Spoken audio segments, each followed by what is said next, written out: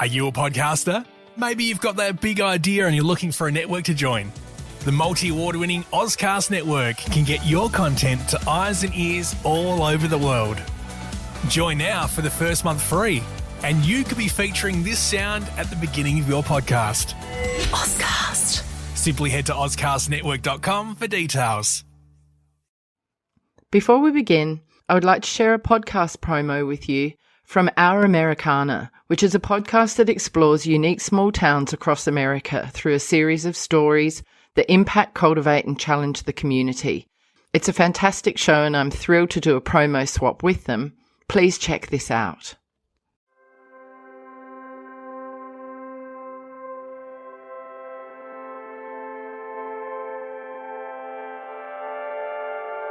Hi, this is Hannah from the Film Rose podcast. Hi, I'm Jen. My name's Vanessa. Hi, my name is Stacy, and I listen to Our Americana because it reminds me how important community is. Because it tells us stories of people and places in small town America that we'd never get to hear about anywhere else. I love hearing about parts of our country that I didn't even know existed. And the reason I listen to Our Americana is for the stories. Stories of average Americans, stories that I otherwise may have never heard. I liked hearing about the younger generation moving back home to these small towns or moving out of these big cities because they were so passionate about community. The podcast has definitely inspired me to want to visit America. Despite being such a huge nation, it is clearly the people and communities which give it its heart and soul. Not only is Josh a great narrator, but he's a great listener. He's very good at capturing the essence of people and the essence of a small town. Our Americana changes the way I look at America. It's not just my little town with my little struggles. Josh tells stories I didn't even know I needed to hear and gives small town America a platform to shine. I'm Josh Hallmark, the host of Our Americana. I spent 6 months living in a van, traveling the country in search of what it means to be American. What I found was community and connectivity, and so I created a podcast to celebrate that. And what better place to start than small town America? Whether it's the West Virginia mining town where a gay club is the center of the community, or a seaside village that was adopted by an orphaned orca, or a Minnesota town that was revitalized by a dog. The heart of these stories is always community coming together in spite of their differences for the greater good. America is so much more than what we see on the news, and Our Americana celebrates that. You can listen to Our Americana on iTunes, Podbean, Stitcher, and all your other favorite podcatchers.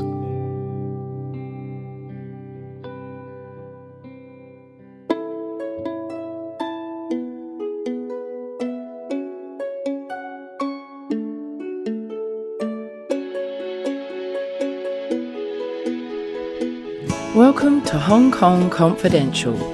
I'm Jules Hannaford and I'm your host. I'm an Australian woman and I've been living in Hong Kong for many years. I'm a mother, a teacher, an author, and I want to share my wisdom and the wisdom of others with you. Thanks for joining me and I hope you enjoy the show. Nelson Mandela once said, "Sport has the power to change the world. It has the power to inspire. It has the power to unite people in a way that little else does. It speaks to youth in a language they understand. Sport can create hope where once there was only despair. It's more powerful than governments in breaking down racial barriers. It laughs in the face of all types of discrimination." So today I'm here with Dennis Philipse. Thank you so much for meeting me today, Dennis. How are you? Thank you for inviting me. Thank you so much. I'm very pleased to meet you. It's really exciting to have you on my podcast, and I'm so excited to interview the organiser of the Gay Games in Hong Kong for 2022. So congratulations for winning the bid. Thank you so much. Thank you. It's really inspiring to have our dream realized to become the first host city for the Gay Games in Asia in 2022. For the first time in Asia, the Gay Games will be held here. Where did the Games originate?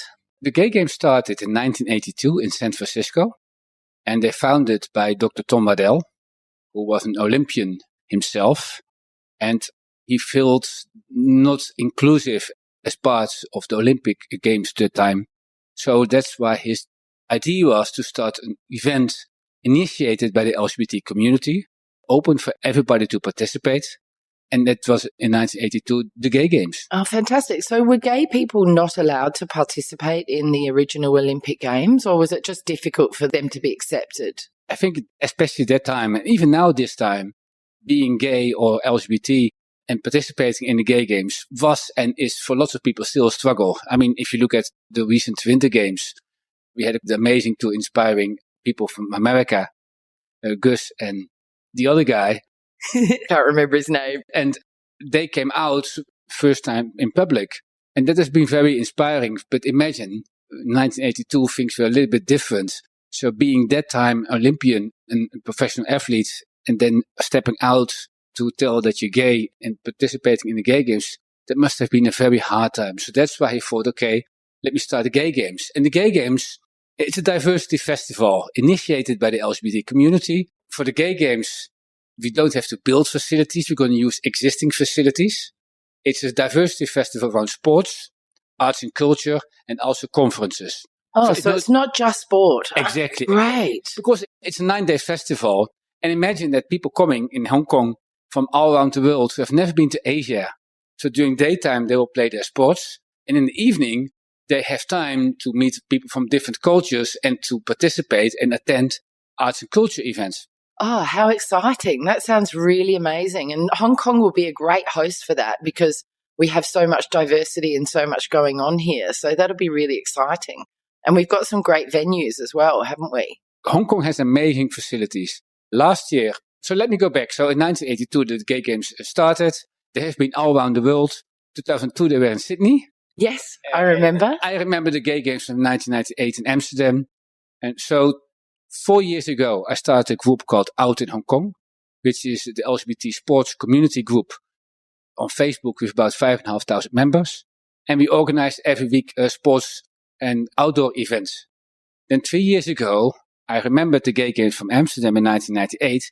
And then I thought, hey, the Gay Games are opening soon. The bidding for hosting the Gay Games in 2022. So I reached out to the Federation of Gay Games. So the Federation of Gay Games is the organizing committee of the Gay Games. So they work together with host cities to organize the Gay Games. And 3 years ago, I reached out to them to say, hello, I'm from Hong Kong. How can we bring the Gay Games for the first time to Asia? Then we joined the bidding process together with 17 other cities, all cities for America and 1 city for Mexico. And we had to process a bid book of 300 pages. 300 pages. Yes. So what was involved in the bid? Of course, we also had to submit registration fees. So on one hand, there was a financial element. And the second part was a bid book, which describes in detail which sports you're going to organize, which locations, what are the facilities at those locations, what will be your marketing plan, your finance plan, how you're going to reach out to your community. So that is all described in the bid book. Also, the bid book includes about 130 letters of support from government officials, supporting organizations, and of course, potential sponsors. That's amazing. So how hard was it for you to get that support and those people getting on board and writing these letters of recommendation? When we started, we did not have anything. It was just me in this dream. And then we reached out to lots of other people and organizations. So we were building an organization from scratch. And of course, it was the first time we had to convince lots of people because they did not hear about the concept of the Gay Games before. So for lots of people, it was the first time explaining why the Gay Games should be coming, what will be the impact, will be the legacy, not only from a community perspective, but also from a financial impact. So yes, it has been quite hard initially to build up until we have created the bid book, which we submitted end of October in 2016. Then in March last year, 2017, Hong Kong was one of the 3 shortlisted cities based on the bid book and a questions and answers circle. How excited were you when you got to the top 3? It was amazing. It's definitely not something we expected. Hong Kong was shortlisted together with Washington, D.C. and Guadalajara in Mexico. And as part of the shortlist process, we had to organize a site visit inspection of all the proposed 40 venues during our Gay Games. So we had already had several initial meetings with the Hong Kong government, several departments, including the Equal Opportunities Commission and the Hong Kong Tourism Board. Now we had another round of meetings with different departments to discuss that we wanted to see those venues, because you cannot just walk into a venue with 10 people and make pictures. So we needed to get approval and also discuss how we're going to work together. So we are quite successful and happy with that support. And in June, 5 site visit inspectors of the Federation of Gay Games visited Hong Kong, and we showed them doing a 4-day site visit around to all the 40 venues. 40 venues. Can you tell me some of the key venues that we're going to use? Victoria Park, for example, for tennis is our planning. Kowloon Park for swimming. Shingmun River for Dragon Boat Festival. Stanley Beach also for dragon boating. So those are some key of the venues. And also we organized a community event at PMQ, where on a Wednesday night... Sorry, what's PMQ? PMQ is the police married headquarters in Soho. In Soho, yes. And there's a lot of shops there and stuff now, isn't it? It's an old police quarters that's been converted into a shopping area. Yeah, it's beautiful. Yes, so on a Wednesday night, we organized a community outreach event. 700 people turned up, and about 170 organizations, companies showed their support by bringing their roller banner with them. So we had a complete wall of companies, which was massive. That was really showed impact. So those inspectors were really impressed with the community support from different levels, not only from the LGBT plus community, but also from different organizations and corporations to make it happen. Do you know what? You're making my head tingle. I feel so excited because I feel so proud. Hong Kong is such a place where people get on board and support people. There's so much community spirit here. There's so many corporations that have money and are willing to put that money behind organisations like the Gay Games, aren't they? We're very, very lucky, aren't we? We're very privileged to be here. Yes, definitely. And I think it's also because it's a unique concept. In our lifetime, I don't think we will see another Gay Games in Hong Kong, because the next Gay Games will probably be in the US and potentially maybe afterwards in Taiwan. So that was in June last year. Then in October, we went to Paris with 15 participants. Cafe Pacific, for the first time ever, they mentioned LGBT in their internal magazine, and they showed support by providing tickets. And Ogilvy, the communication and creative agency, worked together with us to work on the presentation. So on Saturday, we had to deliver a 45-minute presentation in Paris against Washington, D.C. and Guadalajara. Then on Sunday, we had a 90 minutes questions and answer session. And for example, the mayor of Washington, D.C. was there. So we were on a panel with each city, 2 participants, and we had to answer all type of questions. So it was really impressive. And then on Monday, we had in the village hall, the city hall, the deputy mayor of Paris made the announcement that Hong Kong will be the host city for 2022. Oh my gosh, congratulations. How exciting was that? That has been very exciting, very exciting. I mean, you must have had a huge sense of pride. Yes. And just really, it's so amazing for LGBTQ. It's so amazing for Hong Kong. It's amazing for the Gay Games, Asia. For Asia, exactly. And we have been working with a heart. I mean, we're all volunteers, and we have an amazing team of 40 volunteers working. Some people 2 hours per week, some people 40 hours per week, put in lots of time, but also mostly their passion, their heart in here. Because I think one of the reasons why we won is the love, the passion of the team bringing this together, because we all want to make this happen. We all want to make Asia a better place, and bringing the Gay Games for the first time to Asia will have a massive impact. It already has a massive impact. I mean, the fact that Cafe Pacific mentioned the word LGBT, that's never done before, was massive. And then we flew back from Paris to Hong Kong, and one of the leaders within Cafe Pacific, who's a captain himself, he said, I'm going to arrange a special crew to fly you back beforehand already, even if you don't win. So he arranged a local lesbian and 3 gay captains to bring us back from Paris to Hong Kong. And he announced, when we were sitting in the airplane, he announced, as the captain normally does, to say, I'm so proud to have the winning Gay Games team on board who have won the Gay Games for the first time. Oh. And I'm proud to bring them back home to Hong Kong. Oh my God. So that was really a moment of goosebumps, because they think, wow, this is really reality. And we got several messages from employees of Cafe Pacific who have been working for a long time for their employer. And they saw that their employer is now supporting the Gay Games. And they really felt, wow, this is amazing. It's really great that my employer is supporting this good cause. And it really gave them a strong sense of belonging. So it's already making that change here in Hong Kong. Because that whole week after we won, we have been crazy busy with press releases, media interviews. And I know one night we had 2 interviews because of the time zone difference. We had to do media interviews at 2 a.m. Paris time with Hong Kong RTHK. So that whole week was completely amazing, very inspiring. And also our social media. I think one of the reasons we also won is we have a strong social media team behind this. One of the members in the team, Doc, he has 2 hats on his head. On one hand, he's responsible for business development, but also his agency, PRDA, has been doing an amazing job in organizing social media. So we are very strong on Facebook, LinkedIn, Twitter, China Weibo. And we are really building the communication, explaining the stories, educating people about the gay games. And when we won the bid, it's not that we have to start from scratch. You just have to continue what we have been doing already. Yes, because you've done a lot of the groundwork already, Exactly. haven't you, to prepare? Exactly. And the groundwork has been so strong that during the bid process, people already thought that Hong Kong had won the bid because it looked already quite very well, very professional. And the way we communicated, for lots of people, it was very impressive. So sometimes we hear from people, but you already won the bid, right? So that's really, really very interesting to hear that. That's really nice to have that kind of compliment when you're still in that stage of pitching, but Yes. you know, they actually thought you'd won because you were so professional. So you must have an amazing bunch of people. And that really speaks to Hong Kong again, with such a diverse community, with people with so many skills and talents. And it's just brilliant, isn't it? Correct. So that's really inspiring. And it's great to see a couple of people already within the team who were not out to their family or colleagues. But I remember one member in the team, he worked for a sport company and he wanted his employer to ask for a letter of support in the bid book. But he was not out. So he told his employer about the gay games and the story. But he also told that he's out, that he's gay himself.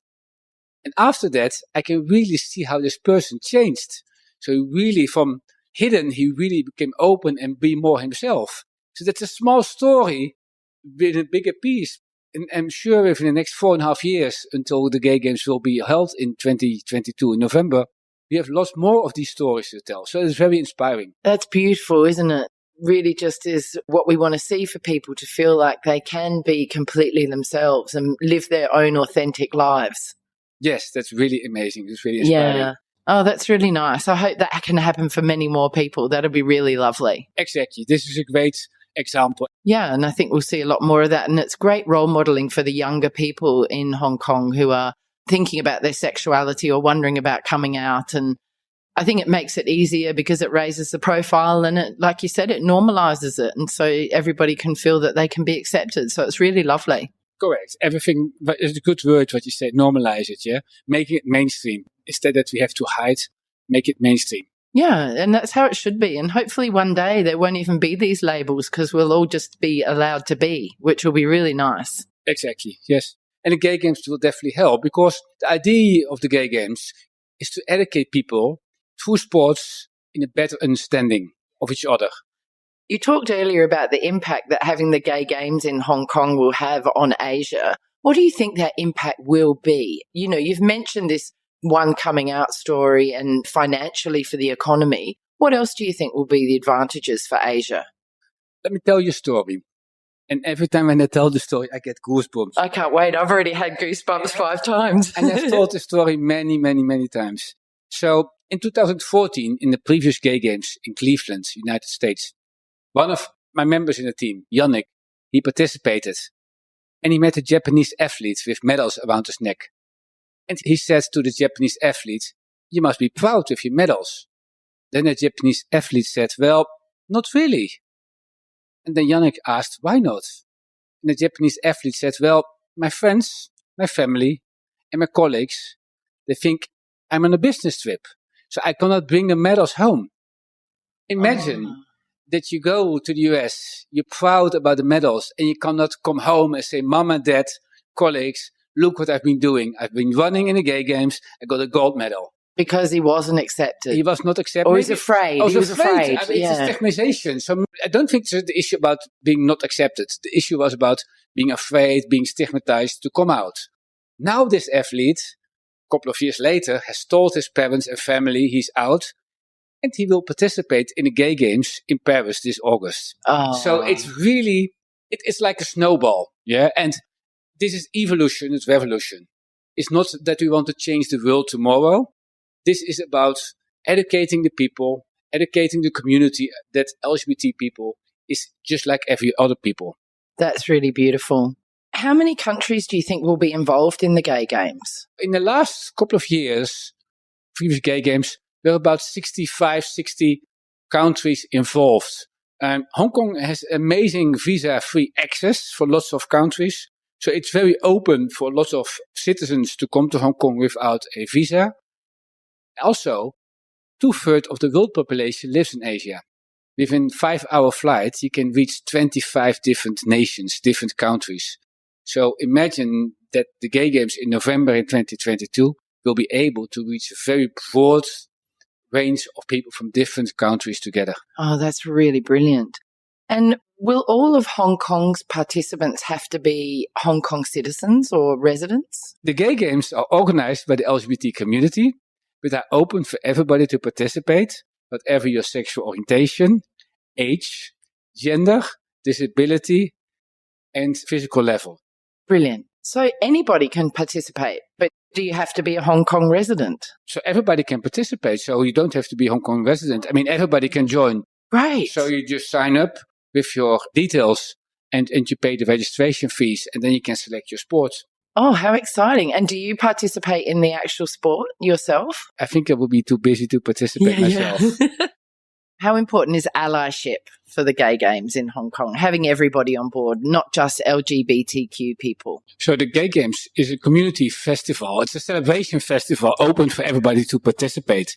So it is really great that everybody can participate and celebrate this amazing festival of sports, arts and culture.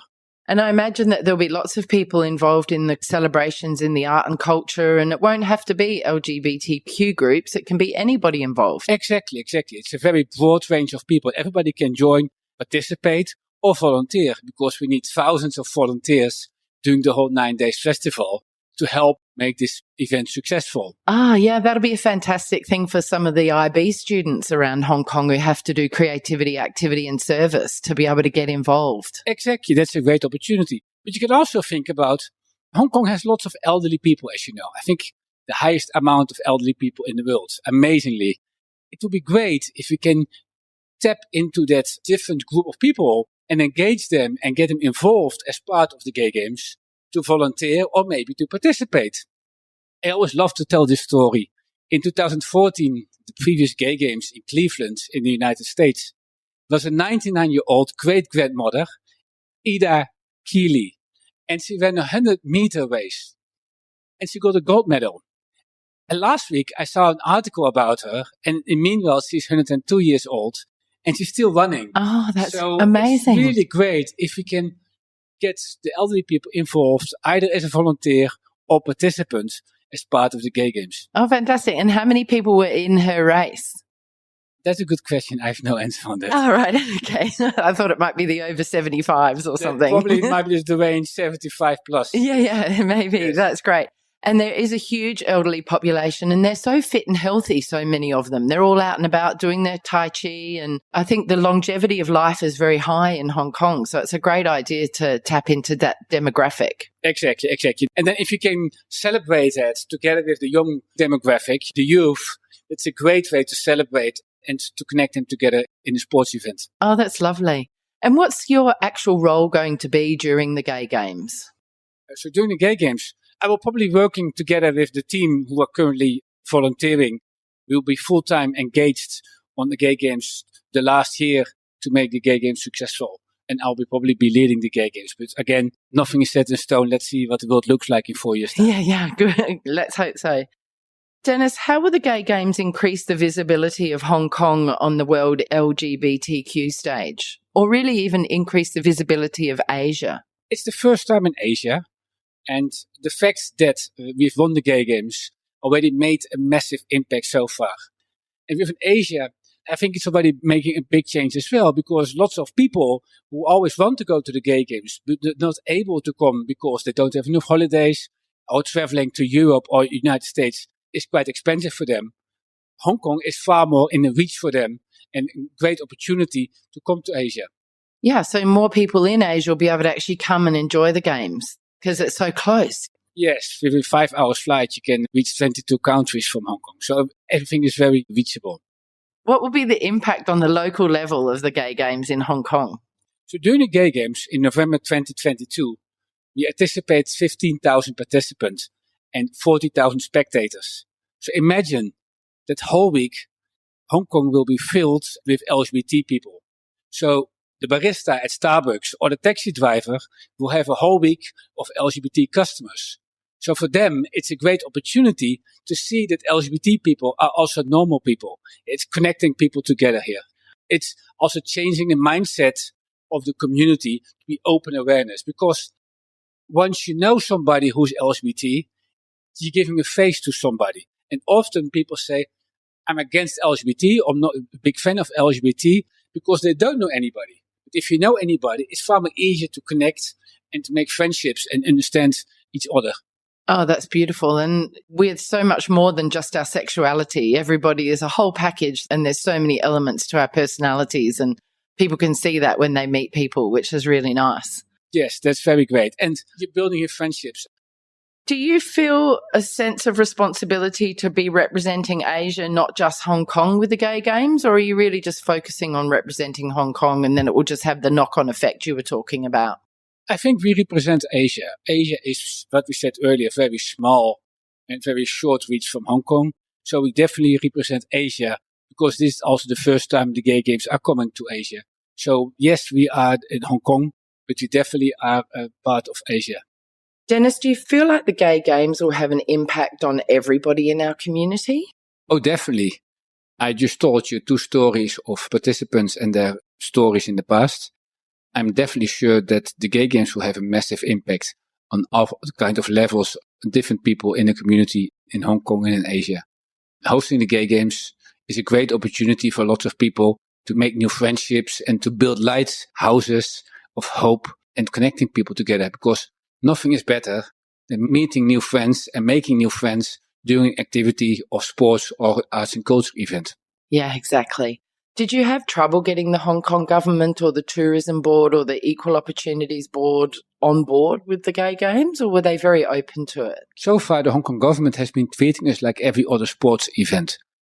The Gay Games is not about marriage equality or changing political views. It's a sports event open for everybody to participate, whatever your sexual orientation, disability, race, gender or level. So government and other organizations have been treating us like every other sports organization, which is important because that's the right approach and that's our expectations. Do you think the Gay Games could have an impact on some of the discrimination laws in Hong Kong? Do you think that they could have a positive impact on them? It could be, but that's not the goal of the Gay Games. The goal of the Gay Games is to celebrate diversity and to connect people in a spirit of better understanding through sports. Fantastic. And where did your interest in the Gay Games come from? Like I said earlier in the beginning, when I started out in Hong Kong 4 years ago, the LGBT plus community for sports and outdoor events, I remember the Gay Games from 1998 in Amsterdam, which was really impressive. Did you go to that? I went to the opening ceremony. Oh, right. I was not sporty that time. So I remember that it was a really impressive feeling. Whole Amsterdam was yellow and with the logo. It was really impressive. And there were lots of events and parties happening. So it was really a special moment, a special festival of celebration about being proud in your own city. And is that something you just wanted to bring to Hong Kong? That would be amazing. And that was our dream. And we're going to realize that. Cool. And what actually brought you to Hong Kong in the first place? My work. Oh, okay. And do you still do that work I still have a full-time job and I still work 40 hours a week. Do you? For my full-time job, yes. Oh my gosh. So you're doing full-time job and you're doing all this work on the Gay Games? Yes, the Gay Games is a volunteering work and we all do it with our heart, love and passion. And we all volunteers at this moment within the team. Starting next year, we will hire full-time people who will start helping to organize this, because we cannot do this just as volunteers. Right. So do you have some government funding or sponsorship and things like that? So last year, in November, we won the Gay Games. Now we're discussing our sponsorship approach. And within the next couple of months, we're going to reach out to potential sponsors to get funding. Oh, good luck. Yeah, Yes. I hope that works really well. What do you hope for the future of the LGBT plus community here in Hong Kong?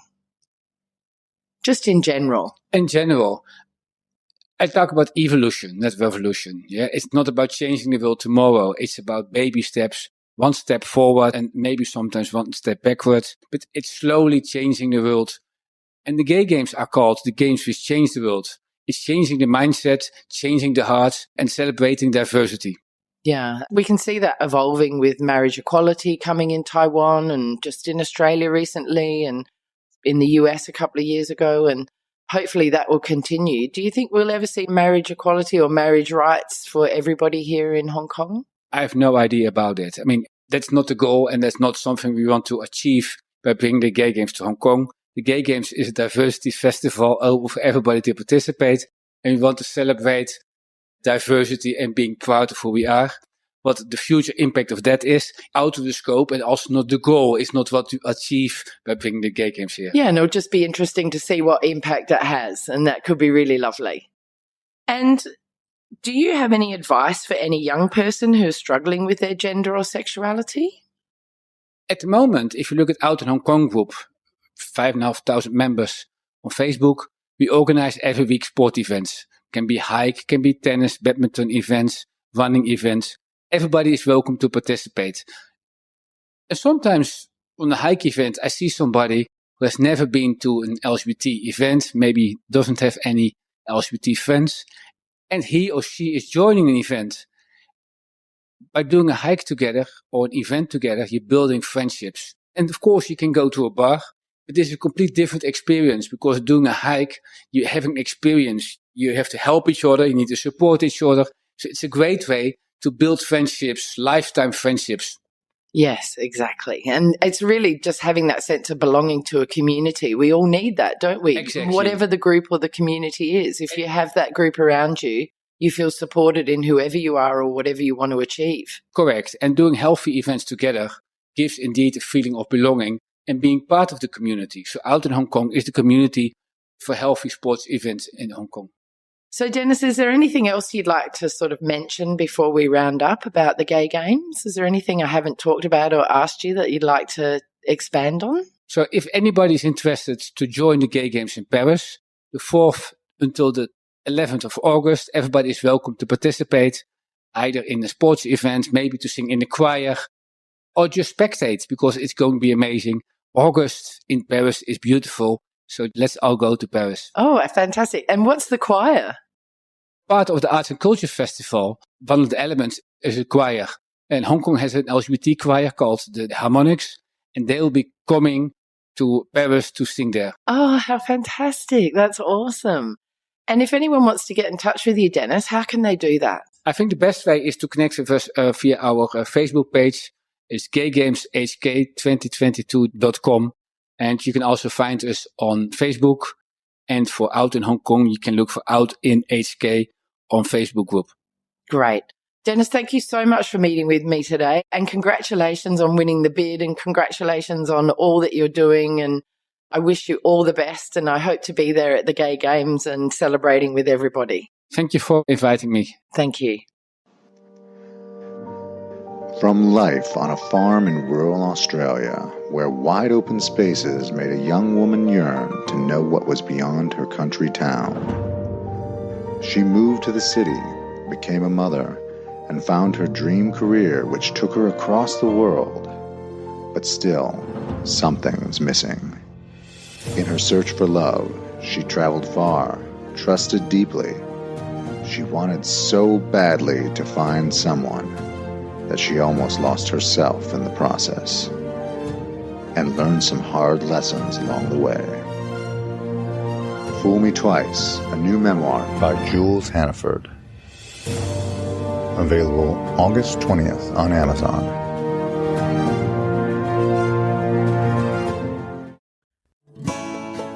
So that brings us to the end of another Hong Kong Confidential podcast. I'm Jules Hannaford.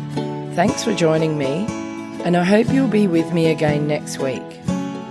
If you enjoyed today's podcast, please can you go to iTunes to rate and review it. I would really appreciate your feedback. You can email me at jules@hongkongconfidential.net, and you can find me on Facebook and Instagram at Hong Kong Confidential. If you'd like to hit me up on Twitter, it's at Jules Hannaford. I would love to hear from you.